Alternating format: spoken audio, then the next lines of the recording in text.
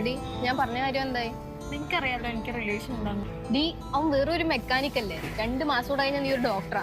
പെട്ടെന്ന് ഞാൻ അവനെങ്ങനെ ഒഴിവാക്കുന്നു? ഇത്രയും നാളെല്ലാം എന്നെ പഠിപ്പിച്ച അവനാ. ഈ അഭിയാകുമ്പോ വെൽ സെറ്റിൽഡ് ആണ്. നിനക്ക് കൊട്ടാരത്തിൽ ജീവിക്കണോ അതോ കോളനി ജീവിക്കണോ നീ തന്നെ തീരുമാനിക്കും. ഗായ്സ്, ഇത് പൈസയും പണവും തമ്മിലുള്ള വ്യത്യാസമാണ്. ഇത് മുഴുവനായിട്ട് ഒന്ന് കണ്ടു. അതായത് ആ പയ്യന് ഇത്രയും കഷ്ടപ്പെട്ടിട്ട് അവളെ ഡോക്ടറാക്കി പഠിപ്പിച്ച് ഡോക്ടറാക്കി. അപ്പൊ അവള് വലിയ നിലയിലെത്തിയപ്പോ അവനെ പറ്റാതായി. ആൾക്കാരൊക്കെ നിക്കുന്ന കൈമാറ്റ്. അതായത് പുതിയൊരാളെ കിട്ടിയപ്പോ അയാളെ പിന്നാലെ അതിനെന്താ, നമ്മൾ എപ്പോഴായാലും കല്യാണം കഴിക്കാൻ പോകുന്നവരല്ലേ. പണത്തിന്റെ മേലെ പരുന്തും പറക്കൂല എന്ന് പറയുന്നത് വെറുതെ അല്ല.